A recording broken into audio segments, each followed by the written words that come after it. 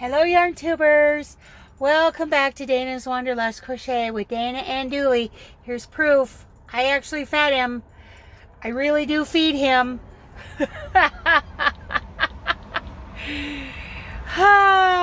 Okay, so I ran out of time here in southeastern Idaho.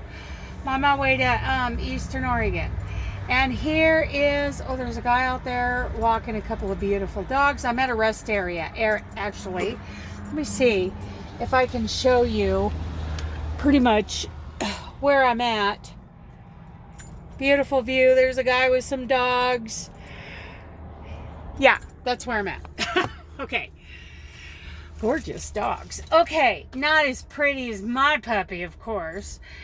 So now that I'm weaving in the ends on the Phoenix, finally, I am looking at some of my other projects and ideas, and I thought I'd show you guys, like here's one. This is the leaf motif. I practiced. This is just, you know, when I have leftover yarn from a project. This is the Bernhardt Softy Baby Cotton. It's a cotton acrylic blend that I use to make the Artith. And I've got a, oh, there's my 7 hook, my 4.5. I was looking for that. Anyway, here's a 4.0. You know, it's kind of like I'm practicing a couple of ideas in here. Here's one. This is a leaf motif. I think I know I've shown this to you guys before. Oh, somebody's looking for his donut. Go get it. Okay. Chasing that donut. So I know that I showed you guys a pattern in a 1892-ish crochet book, the Art of Crochet book that I bought. There's a motif in there. Of course, you know, originally crochet was mostly done in thread, right?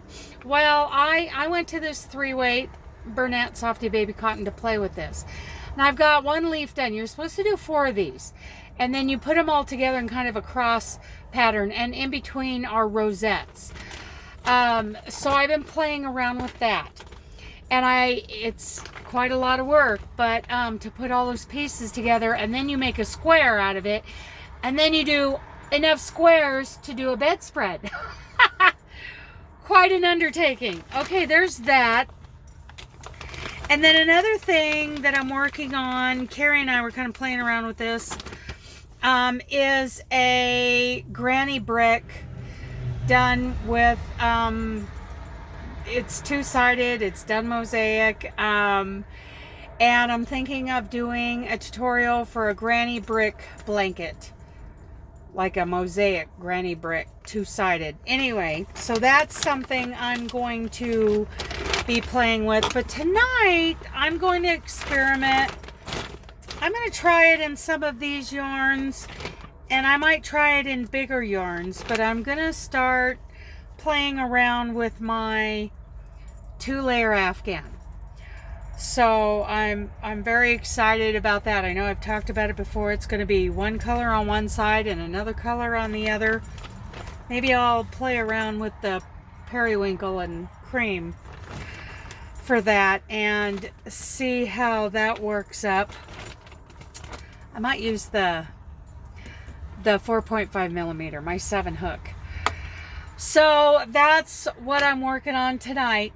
Now, quickly, I want to answer one question. I can't think of the gal's name. I'm sorry that I forgot your name. There was a question asked, you know, after I was talking about roping steers the other day in the wind.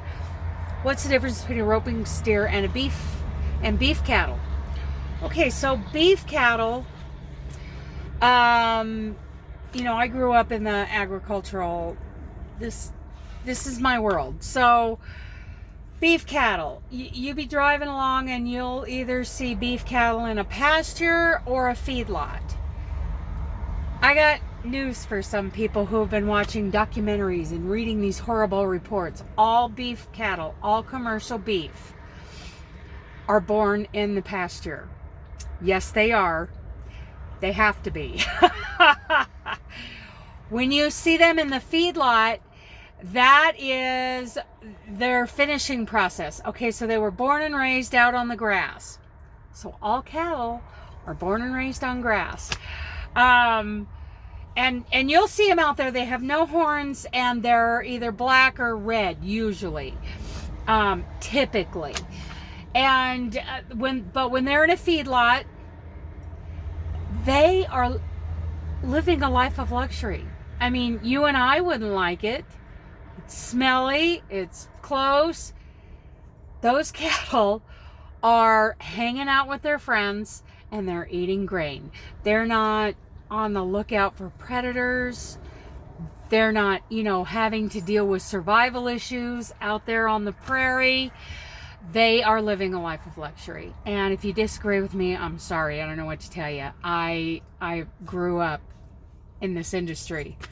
And those documentaries, people who don't eat meat, which is their choice, but to badmouth those of us who do, when we are physically equipped and born with what we need to, eat meat and vegetables and fruits and grains and fats,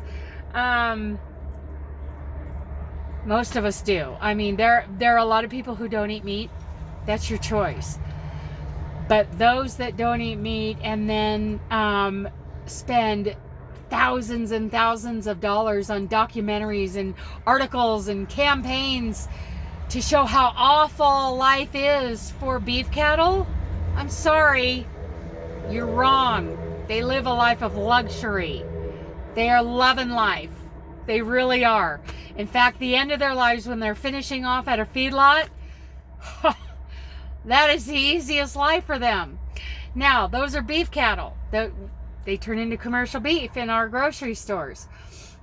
And there are ranchers who have decided to do their finishing off right there at home and do their own processing and carry out that process themselves. I'm going to link a channel that you might want to check out in the description box for just that kind of rancher. Ranchers care about their cattle. They truly do. They have to. Now, roping steers. Now, these are steers. Okay, so a steer is a bull that is no longer a bull. He's been castrated.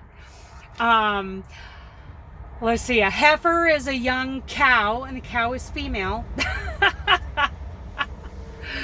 And a steer is a castrated bull.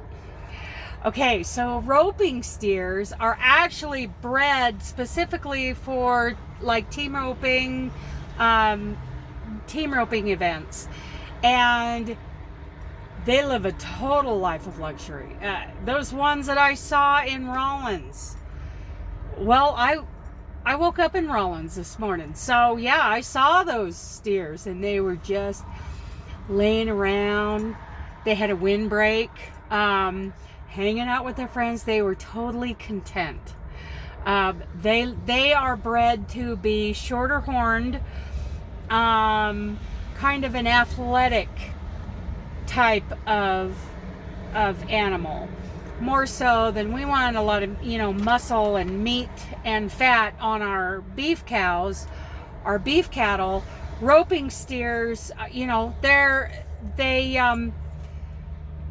they work a few minutes once a week to get roped, and then it's a life of luxury. And they put they protect them. They put protection on them so that they don't get hurt. There's a lot of care that go into, owning roping steers. The ones I saw were in excellent shape. I mean, they were sleek. They were healthy. They were content. People think, oh, it's so terrible. They should be out running in the wild with the wind through their hair. Yeah, fighting predators and competing for food. No, they're living the good life. They really are. So anyway, that's the difference. A roping steer is a castrated bull, and they're very specific. I gotta decline that call. Sorry, Joe. Fellow truck driver. But anyway, they're bred very specific and they're very well cared for. So the ones I saw were very well cared for. So anyway, that's what the difference between a rope and steer and beef cattle. So I hope that answers your question. I got to remember to link. The channel's called Our Wyoming Life, and this guy does a really good job of explaining the realities of cattle ranching. Yeah. So anyway, that's us. Gonna work on my 2-layer Afghan tonight because I don't feel like weaving in ends. I think Laura's weaving in ends right now, but it's like, oh, I won. Whatever. I won the crochet wars. I've decided. It's done. Okay, I love you guys. Bye.